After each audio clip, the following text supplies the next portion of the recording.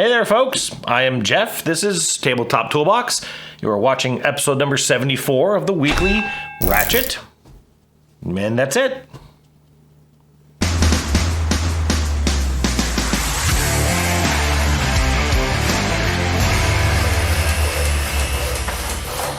Hey there, folks. Welcome to the Weekly Ratchet. As always, I hope you've had a fantastic week of getting to play some games with family and or friends.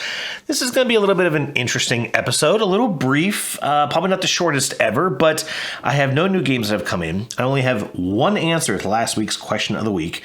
I do have a bunch of games that I've played, though, so I've done my part, folks. So it's going to be a little bit of an interesting episode. It is also Saturday, the 30th of August. It's a little early for me to film a Ratchet, but I will be leaving tomorrow about midday for the 2025 Dice Tower Retreat. I am actually driving down to Florida for the retreat. This is the fifth year that I've attended this event. I have never had a bad time there. Even times that I've had a lot going on. I remember it was 2 or 3 years ago, I got a really bad quote on the construction of the cabin, and it was a bit devastating. I didn't know what I was going to do. I wanted to just leave and run away. And it was actually going back into the banquet hall, ballroom, whatever, and sitting down to play another game with some friends that pulled me out of it. That made me feel better, gave me some good laughs, and I was able to pull through. So I'm really looking forward to going. I am driving this time. That's the one thing I'm not looking forward to is over 11 hours on the road. But I am selling. I've got a wall of games over here that I'm taking down and won't be coming back with me. Some older stuff, some bigger things that just didn't click with me. Andromeda's Edge, Cretaceous Rails, those are going to be sold. Marvel United, I just don't play anymore. My daughter's kind of a little too old for it. And so that's going to go. So I'm really looking forward to going. My friends Katie and Greg are already on their way. We have a couple of games already sort of queued up to play. I'm going to be bringing Zoo Tycoon with me, which is a very, very big, heavy game. And I've just never been able to play it. I just got new rule books for it, sort of the new edition. And I'm hoping that's going to make it a little more approachable. I'm really hoping to check that out. Also, Omar Hernandez, a Tabletop Toolbox follower, is going to... I should say we've arranged to play some games together, so I'm looking forward to that. Anyways, just a lot going on. Real quick, I'll wrap this up. This is the last video you're going to see from me this week, but by the time this has gone up, I will also have my playthrough of Adulthood with my wife up on the channel. It's already uploaded. It's ready to go. I just need to put a thumbnail up there. So that's going to go up probably today. This will go out, I'm thinking, Monday, and hopefully that'll kind of, carry you through the week. The next episode of the Weekly Ratchet, I will have a question of the week, but I'll probably not get to it for a week because if you remember, the last time I had a hour and a half, 2 hour long, maybe it was even 2.5 hours of recapping the 30-something games I had played at the retreat. I'm not going to do that this year. I'm going to split it, I think, into 2 episodes. Whether they make it out in the same week or not, I don't know. I don't know how it's going to go. I don't know how many games I'm going to play. So we'll kind of keep things fluid on that. Other than that, like I said, no new games come in. One answer to the question of the week. So let's get to that one.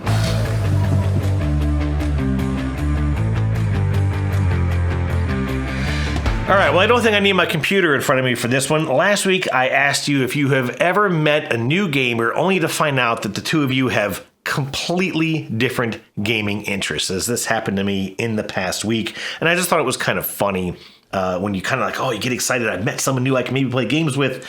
And then they start rattling off their titles of interest. You're like, nope. No, don't want to play that. No, don't like that game. Oh, man, we were so close.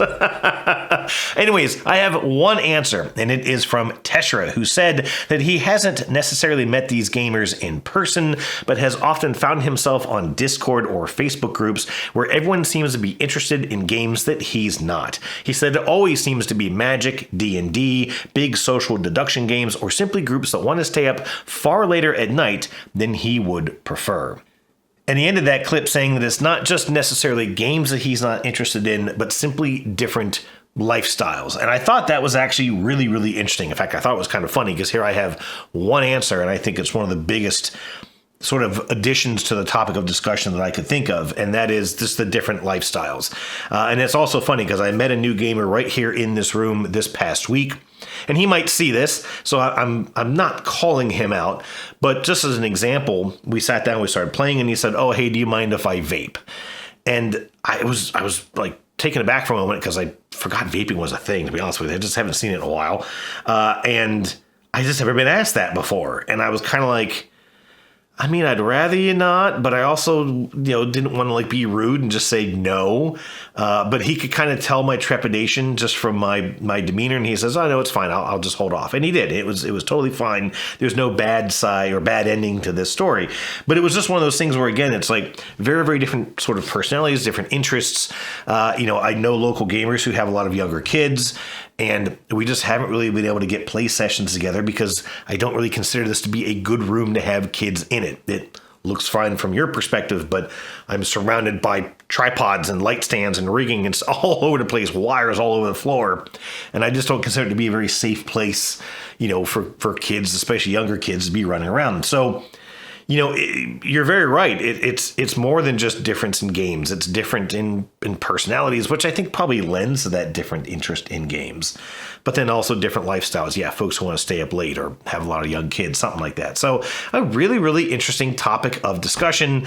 And there's no real, I don't think there's any real resolution to this. I think that all of us probably have the ability or maybe even are willing to sort of bend our own rules just a little bit. But obviously, you've got to keep your own peace of mind, your interests, your safety, everything else kind of in mind with that kind of stuff. And there's probably just times you got to go, hey, glad I met you, but I don't think we're ever going to get to play the game together. Anyway, speaking of which, let me tell you about some recently played games.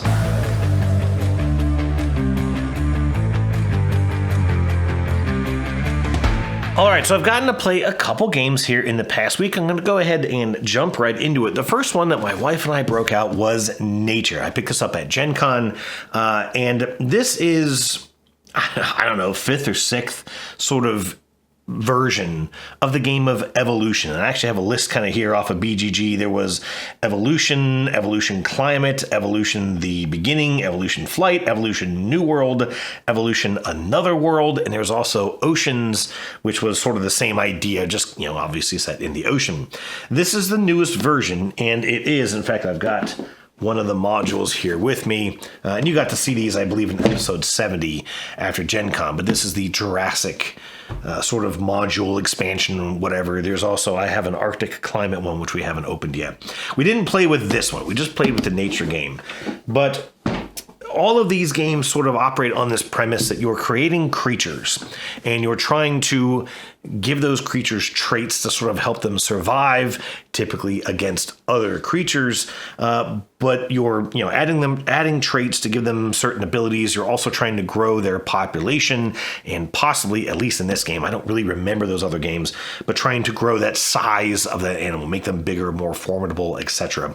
And the whole idea, at least in this and in Evolution itself, and I believe Oceans as well, was that you had to feed them. That was basically the core requirement was keep your animal fed and alive. And you had a set sort of a food bank. In this case, it's a watering hole with food at it. And that's where you're going and getting food. But there's a finite supply of it each round. And so you're simply trying to get first dibs on that food. There may be other cards, though, or traits that generate food for you based on certain things. Maybe you're a scavenger. And when another creature eats, you get some food. You can, of course, turn yourself into hunters, where you're then actually eating other animals in the game. But those players are going to try and have traits on their animals to prevent them from being eaten by your hunters. I've played Evolution, I think, only ever on the app, which was pretty decent. I remember enjoying it. I don't even know if it's still available. I haven't seen it. I don't think it's even on my phone anymore. And I played Oceans, the board game, physical copy, but it was many, many years ago. I wasn't even living in this house yet. So I don't really remember them very well. But I remember that I did like that idea. I like the idea of, I'm kind of starting with this little small animal. I'm trying to, sort of predict what other players are doing, trying to be able to sort of weather the storm of whatever they're doing, get first dibs on the food, and obviously, I think it was either how much food you ate through the game or maybe how big your population was that sort of lended to all your scoring. In this game, it's simply how much food that you've acquired from all of your creatures by the end of the game. And I will say right off the bat, after that long introduction, I was really, really disappointed in this game.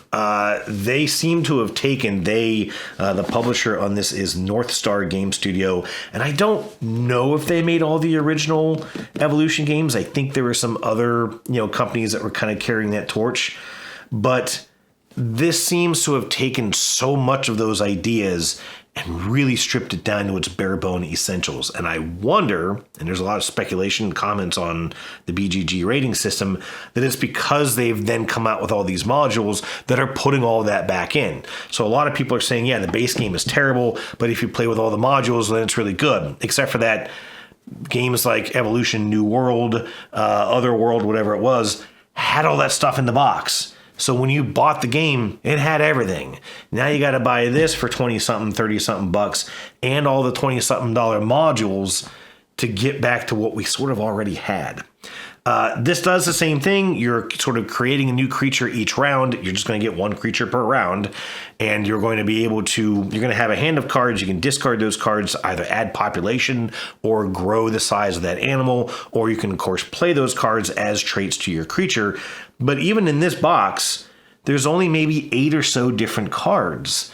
And so we quickly kind of found, well, hey, if I make myself a hunter, the chances of you having the fast card that makes it hard for me to hunt your animal is really, really, really high, because there's only 8 different cards in the entire deck, and the chances of you getting one is really quite simple, even in a 2-player game.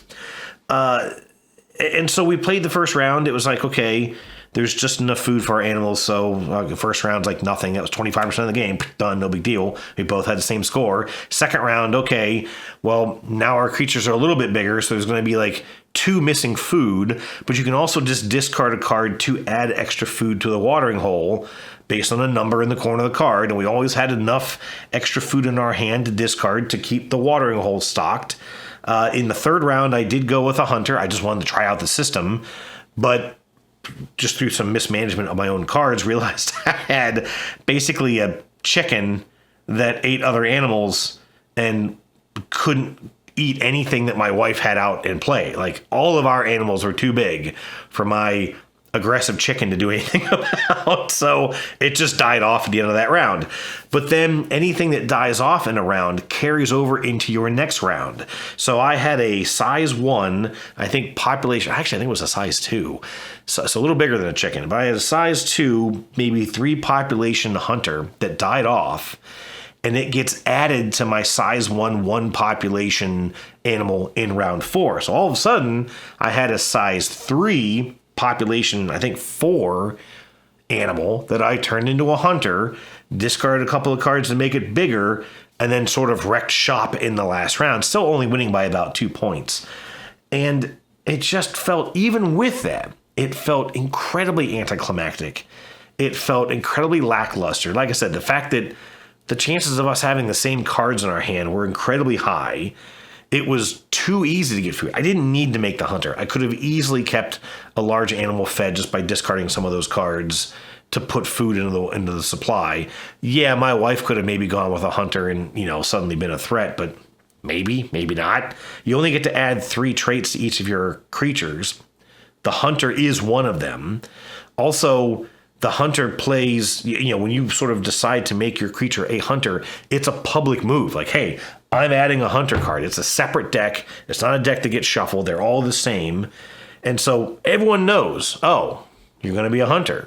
Well, if you were the first person to activate that round, everyone's just going to shore up their animals in their turns to protect themselves against you. And it's like, well, I'm not going to do well. I'm sure of it. You almost want to wait to be the last player before you go creating a hunter, and then you might kind of have the leg up.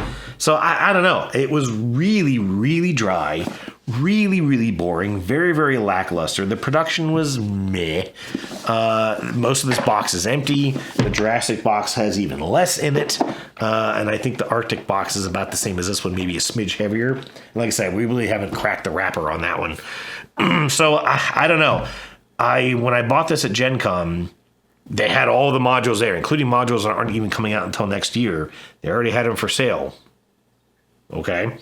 I intentionally didn't buy them all because I just had a hunch that was the approach. Like, hey, let's just, take a good game and strip it down in individual pieces and then sell it to you a la carte. And then, of course, we're going to keep coming out with new modules a couple times a year and just raking in the cash. So I intentionally sort of held back. And this was proof so far that that was a good idea. If that system sounds interesting to you, you can get any of those Evolution games at a relatively good price, secondhand market, whatever. Even new, they're really not that expensive. I think I saw that New World or Otherworld, whatever it was $45. This was a little cheaper, but way, way, way less game. That is Nature.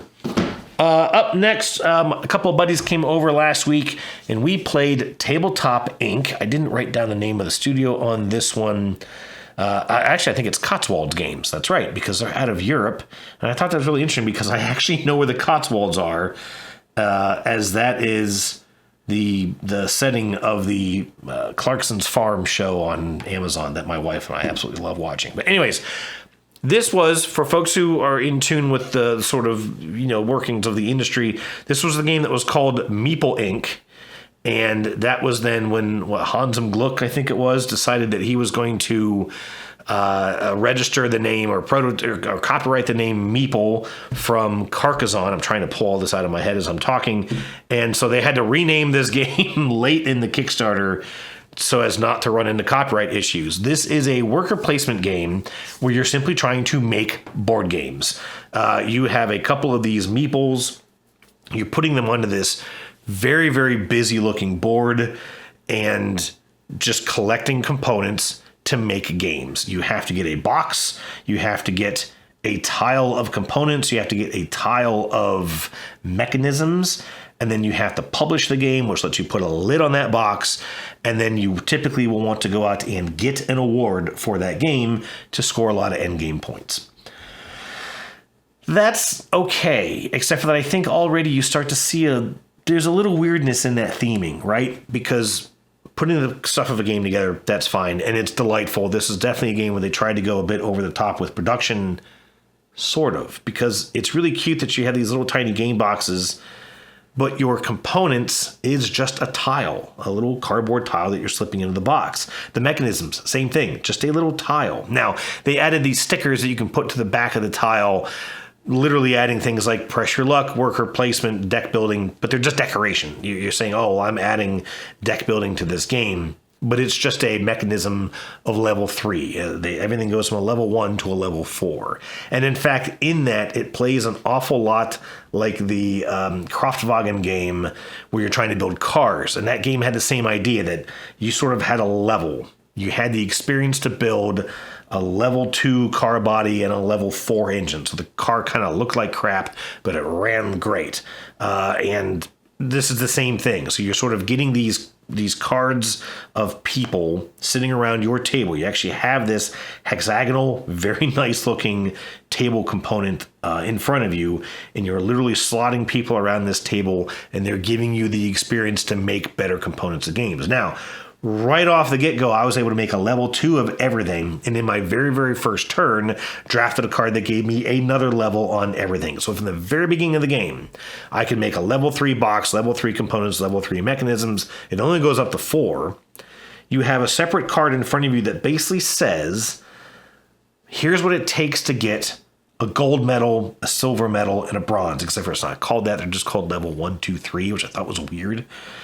So if you wanted a level 3 trophy, it would tell you need to have a level 3 box, level 4 mechanisms, and a level 3 components, for example. And that was going to give you 15 points. My card said I think I had to have a level 2 box, maybe a 4 on components and a 3 on mechanisms. I don't remember. And it was going to give me 15 points. That card also said that for a level 2 trophy, silver, if you will, I needed a level 2 box, level 3 components, level 2 mechanisms. And that was going to give me 14 points. So 1 point less, but for far less requirements on making that game. Now, let me talk about how you actually get those components. Everything is worker placement. You're just putting out workers to get stuff. But you need, I'm trying to remember this off the top of my head, you need to have light bulbs to get a box. You need to have dice. Literally, I mean, it came with dice, but they're just a component. You never roll them. You had to have dice to get mechanisms, and you had to have magnifying glasses to get components. And that right there was just one of the weirdest things, because you're sitting looking, wait, how do I get, all right, those were, oh, that's a light bulb. Where do I go to get light bulbs? Okay, there. Why am I not just collecting box scraps or, geez, collect cardboard or something to get a box? Like, it didn't make any sense. This weird conversion of I'm collecting light bulbs to then make a box. The idea is, oh, well, it's a light bulb. Bling, I had an idea. Great. But that idea could also apply to components and mechanisms. So it doesn't make any sense. That was weird. And like I said, the whole theming of this game was just strange, because I'm going to go and collect light bulbs, and then I'm going to go and spend those light bulbs on a box. I can get any box level I want as long as I have enough light bulbs to spend and I have the skills. I publish the game, and then I just go get an award. I'm going to place a worker here, and I get an award because it has a level 2 box and level 3 components and level 3 idea or mechanisms. And it's like, that's not how this works. I remember the game Canvas, which also sort of set up lofty requirements. And there were so many different things that you were trying to work towards that it was like, okay, I put together this painting and it should give me a couple of these medals. You still kind of knew what you were going to get, but it was a lot harder to get everything. And so you really kind of had to sort of pick and choose what you were going to try and work for. This is just a very simple, it's basically an order fulfillment. I am fulfilling an order to get a medal. And it's like, that's not how it works, right? Like it seems so counterintuitive to what this hobby really does and how it works. You think about the Dice Tower Awards, the Golden Geek Awards, and what it takes to get one of those. And here it's just, no, I just need to have a pretty box. That's it. That's all it takes. So that was also a little odd. The most weird thing I think about it all is that it has this prediction system. So you're putting out your workers, and I should mention, I said you're putting out meeples, but you're also, as you're getting those cards around your table, these different characters that you're sort of recruiting, you get a plastic standee. So it has this weird mix of wooden painted meeples and these sort of full color acrylic standees, and this is a deluxe edition of the game, so I don't know what comes in a retail copy, if there even is one. And so when you go and retrieve all your workers, like, okay, well, there's my meeples. Wait, which standees are mine again? Or how many standees do I have? Like, it's just, that was a little strange. You kind of have this weird pool of workers in front of you. But when you pull all your workers back, you then make a prediction. You predict of all the other players at the table. You pick one of them. And you say, well, I think in this next round, before I have to pick up my workers again, that player is going to go get a box. They're going to publish a game, because maybe I can look at their table and I see that they already have a mechanisms tile, they already have a components tile, so they need a box, and they're going to probably publish a game, and maybe they're going to go and recruit another worker. I don't know, you kind of guess. You can guess as little as 1 and as many as 4 things that you think that one player, you got to pick one player that they're going to do. And when they do those things, you kind of flip over the card, I thought you were going to do that, go me. And then if you get to flip all of your cards over before you retrieve your workers again, you're going to get points. And it was like 1 point for 1. I don't remember, 4 points for 2, 3 points for 2, 7 points for 3, and 10 points for 4. I remember those. And it was so weird because, first of all, again, thematically, it's like, what does this represent? Because it was kind of cute. Each of you represent a company. And I was like Asmodee. Daniel was Gmon, Simon. I cannot remember who Matt's was. And then the new guy, Nick, he was actually the company that made the game, although they go by Kotija Games instead of Cotswold Games, but that's their YouTube channel name. Anyways, I cannot remember. Matt was Rockmaner, which is supposed to be a twist on Stonemaier, which was a little bit of a reach. Like Gmon and Asmodeus, we knew that one right away, but Rockmaner, he had to explain. Anyways, so that's kind of neat. So I was like, okay, well, I think Rockmaner's going to do this, right? Or Rockmayer, whoever the heck they were. But I don't know. And maybe I only have 4 workers at that time. So it's like, I've only got 4 turns for him to try and get this stuff done. And he knows, he doesn't know what I'm predicting, but he knows I'm predicting him. So he might then try to play some clever tactics to maybe get those things done without actually using an action. There's this bonus action thing you take. I'm not going to get into it. And so you can kind of mess with people. And even when people did pick me, I thought, well, Yeah, I'm ready to publish this game, but I can probably milk it for a few turns, and like I'm going to go in and hire some new workers. I'm just going to go collect some resources for my next game, so that then I can kind of run out the clock on their workers, and they're not going to get stuff done. Except that then there was also an action that you could go to or bonuses that you could get that just let you solve a prediction. You basically just got to say, oh, hey, actually, haha, that happened, even though it didn't. And in fact, Nick had a little bit of an engine going in, a special character in play that he could put a worker on to just complete 2 of his predictions without them actually coming true. So what the hell is the point of the system anyways? And even Daniel was telling me later, he's like, I gave up on this game so early because that prediction system was so stupid. It was so clunky. It was completely non-thematic. And I don't give a crap what the other players are doing. I'm trying to work my own system. It also dragged the game down because, okay, I pull my workers back and my workers, all right, well, hang on. I got to like look at what everyone's doing. I got to pick which one of you I'm going to predict. And if it's the guy next to me, he can't take his turn yet because if I'm predicting him, he's got to wait because, I've got to be able to make those predictions before he takes his turn. And so it's just like it dragged the game out way longer than it needed to be. Because everything just kind of think about it. No, it's fine. We'll wait. Oh, you might. So I don't know. Components were kind of okay. The board was really, really, really busy. It was just sort of a mess of ideas. And really, all you're doing is collecting resources to convert those into another resource, to put them together, to put a lid on it, to go get points.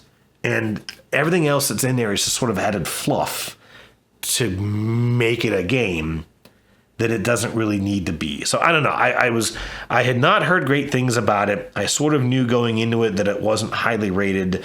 There's a current, it may have already ended, but there was another expansion or another Kickstarter that was coming through, and I was going to jump in on it, watch some reviews, and I thought, nah, I do still want to play it. And Matt brought it, and I appreciate him doing so. But kind of glad I didn't go in on that one. That was Tabletop Inc. Okay, these last 2 I think might be a little quicker. I thought that was going to happen. So, Katie, my wife and I played Spirits of the Wild Awakening. I don't know, 3 weeks ago. It was right after Gen Con. In fact, it was like 2 days after I got back from Gen Con. We played this, and I just kept forgetting to mention it here on the Ratchet. I briefly misplaced the box. Clearly, I found it. And then I was like, now I don't really remember, so I need to play it again. So my wife and I actually played this 3 times last night, and now I feel comfortable talking about it. And Katie's been picking on me because she knew I played it, but I just kept forgetting to talk about it. Anyways, this is the new version of Spirits of the Wild. This is from our good friends at Mattel. And so this was like a $14 game. It is a 2-player, sort of a tactical, kind of a luck of the draw game where you're pulling these little gemstones out of this bag, placing them in a bowl, and then activating these actions to try and take those power stones of whatever, make-believe, and placing them on these animal tiles that are in front of you. You and your opponent have the same animals. One player kind of picks 5, and then the other player draws the same 5 from their supply. You got this bag of gems. You also have 6 cards off on the side in 2 piles. And you got these 6 action tiles in front of you. And on your turn, you're going to pick one of those action tiles, flip it over, activate its ability. And then at some point, when you have at least 3 of those tiles activated, you can activate your 6th tile, which is flipping all the tiles back face up, and then picking one of the 2 top visible animal cards on the side to activate its ability, and then end your turn. These stones come in 6 different colors out of that bag, plus there is a 7th clear. I think it's actually called the Power Stone. I think that's what it's called. But when the 5th Power Stone clear gem comes out of this bag, at the end of that player's turn, the game ends immediately. And each of these animal tiles has certain requirements. It may say, put all stones of the same color on here. Put, maybe a full house, 3 of one color, 2 of another color. There's one that's simply a track, fill from left to right, and at certain spots along that track, you can move a fox. There's a fox, sort of a figure that comes in this. There's a bunch of different ways to move the fox. One of your actions lets you move it. 2 of the other actions, when you activate them both, after you activate the second one, you can move the fox. You're always moving the fox to one of the opponent's animal tiles, and as long as there is a fox on your animal tile, you cannot place any stones on that tile. So it's kind of a blocker that you can sort of ping pong back and forth between the players. And that's really it. It's one of those games, I think, that, you know, if you kind of saw all these components in front of you, a quick rules teach, you'd understand what it is. But I think that trying to actually sit here and describe it probably makes it sound weirder than it actually is. It's really just this idea of taking stones from this bowl and putting them on your animals. Now, one of the actions that you have, actually 3 of the actions that you have, is just taking the stones from the bowl. You can either take 1 stone with 2 different action tiles or 2 stones with 1 of your action tiles. The other ones then let you refill the bowl, but only one of them lets you immediately take 1 of those stones. So there is a draw 2 from the bag, put them in the bowl, and then take 1 of those stones and put them on your animals. There's another action which is put 3 stones in the bowl. You don't get to take any, but you can move the fox on one of your opponent's animals. So, okay, I'm going to put some stones in the bowl. You're going to have a fresh crack at them, but I'm going to try and put this fox on the tile that I think is going to slow you down the best. Like, I get to draw those stones. I can see what you're working towards. We have the same animals, so I know what you're trying to score the same way that I'm trying to score. So maybe I put out 2 reds, and I see that you've got a tile of a bunch of reds that all needs to be the same color, so I'm going to block that tile with the fox. So, yeah, those reds are out, and you really want them. You can take them and try and put them somewhere else. You're not going to be able to put them where they're going to give you the most points right now. And all that's fine. Katie from the Meeple Society had told me about this game at Gen Con. She's like, yeah, it's really, really great tactical 2-player game. And I respectfully kind of don't agree. I think there is a tactical element to it. It's very much like I said, what can I do right now? Which is, I think, more tactical than strategic, right? Strategic is, here's what I'm trying to do for the next couple of turns. Whereas tactical is, here's what I'm currently presented with. What's the best move for me to take right now? The problem is that just the way that these actions sort of activate and sort of the order in which you take them can really put you in a funky state when you don't plan on it, when you can't really predict it. There are 2 rounds at least in the last time that we played this, where I had to draw 3 stones. There were no stones in the bowl. I had all of my actions already used that would let me put out new stones except for the draw 3. So the draw 2, keep 1 I'd already used. I had the draw 3, move the fox left. There were no stones for me to take. I could take stones, but there were none to take. So literally the only action that I could do was put 3 stones in the bowl and give my wife the fox. And she just happened to have her take 2 stones action available. And so it was like 2 times in a row, almost in a row, I was like, crap, this is like the worst possible scenario, because I'm going to give you 3 fresh stones. You're going to get to take 2 of them. I can only block 1 of your tiles. I'm sure there's going to be options that are going to come out that are going to be great for you, especially if it's one of those clear stones. So what those clear stones do for you is that if you put them on the corner of a tile, they will double the scoring of that tile at the end of the game. And so I draw 3 stones. One of them is a power stone. Crap. And boom, I just got an extra 8 points because of the way that came out. And so it's a little bit more luck of the draw, I think, than a real true tactical 2-player game. Yeah, there's a tactical element to it, because again, I got to just try and do the best with what pops up. But it's not tactical in that, like I'm trying to play the game against you. It's really just I'm trying to deal with these stupid stones as they come out of the bag. I don't dislike it. It's fairly quick. I mean, I think it says 20 minutes, and that's pretty accurate. But it's just really random and swingy. When we played it the first time, we played 2 games back-to-back, and my wife clobbered me in both games. We played 3 games last night. The first 2 I won, but they ended really, really, really quick. I mean, I drew 3 stones, and 2 of them were the power stones. 3 were already out on the table. And so then again, the game ends. I'm like, well, I'm going to get to take one of these, whatever it was. And so I'm going to clearly take the power stone. It's going to give me the most points. But it just feels, again, like you're just kind of along for the ride. I like it. Production's surprisingly good for a Mattel game. But I don't think it's as tactical as the next one I'm going to chat about and the last game I'm going to chat about, Compile. I talked about these games and Airland and Sea in my top 10 2-player games video. It came out just a couple weeks ago, a week or 2 ago. And I put them in the same listing. Those games, Air, Land, and Sea and Compile, are so similar that I am really surprised that I think it's not Renegade. Air, Land, and Sea is from... I can't remember the name of the publisher. I can picture the logo, but I never remember the name.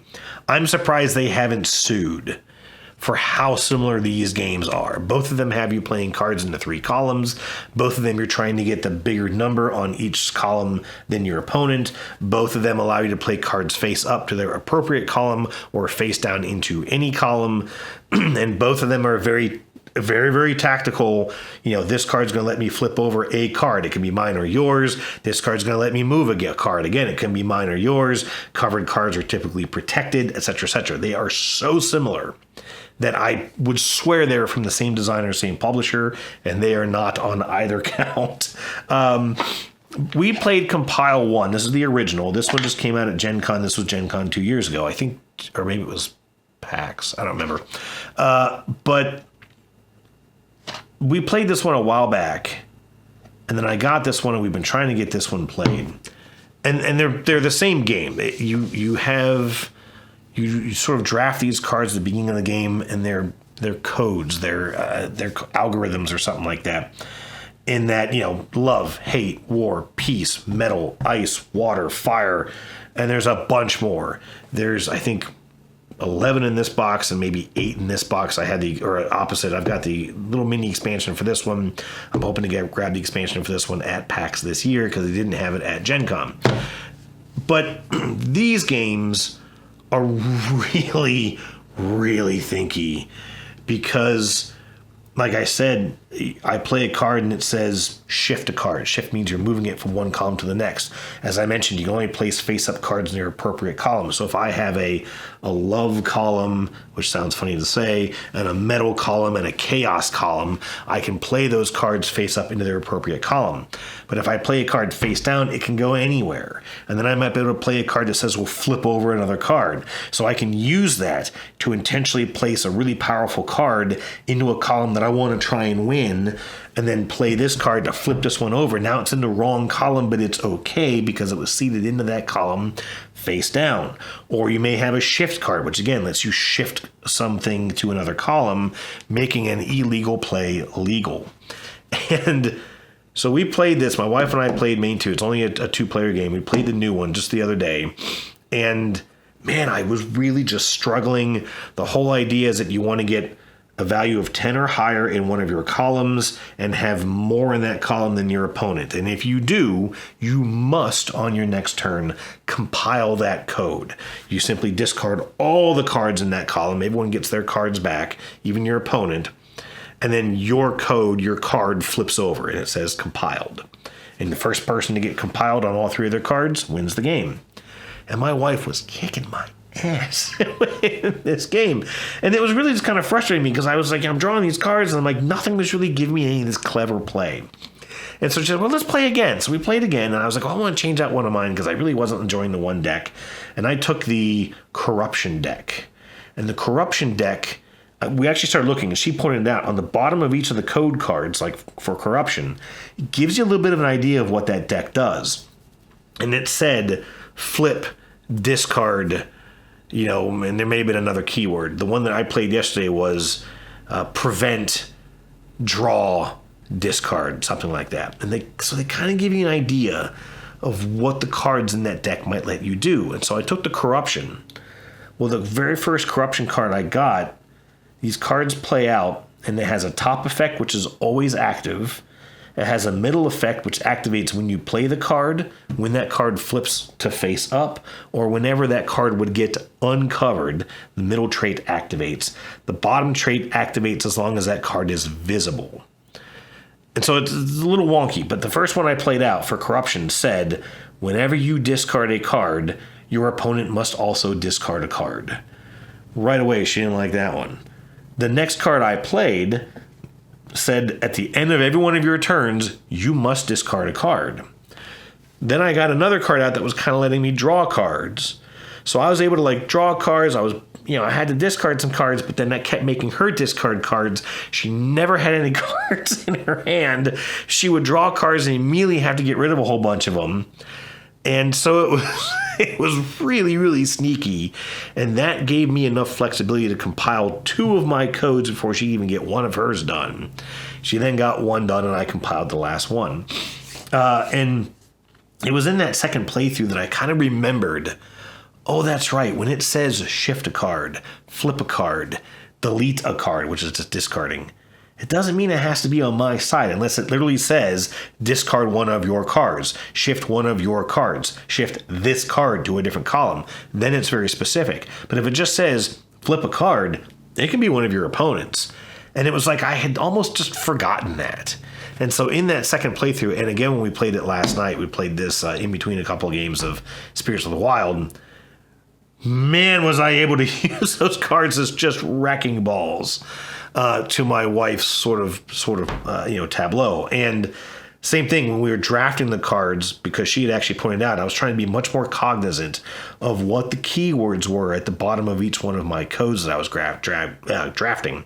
So I got a bunch of decks that said draw. I had a couple that said flip, because flipping is one of the most fun mechanisms to me. Because I love that idea of, look, I really need a 6 over here, but I have a 6, but it's for the wrong one. So I'm going to slip it into this deck face down and then put a card here that sticks it face up. Now, it does do this thing where the lower numbered value cards, the 0s and the 1s that really don't help you compile your codes, are quite powerful. And the 5s and 6s can actually really kind of wreck your system. I had one that said, if you played the 6 and you had more than one card in your hand, you then had to flip that card.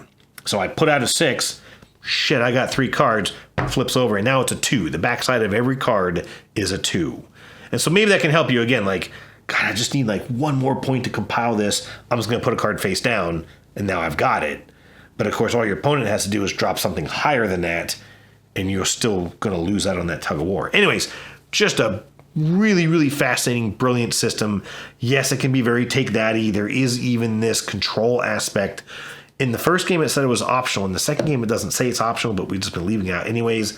You have this kind of control marker, and it basically says that if you have the majority in at least 2 of the columns, and you would compile or refresh, which just means drawing up to 5 cards, then you can actually rearrange the codes on your opponent's side of the board. And that really, really can wreck with somebody in a way that just feels really frustrating.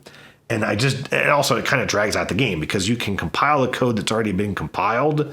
It just doesn't do anything, right?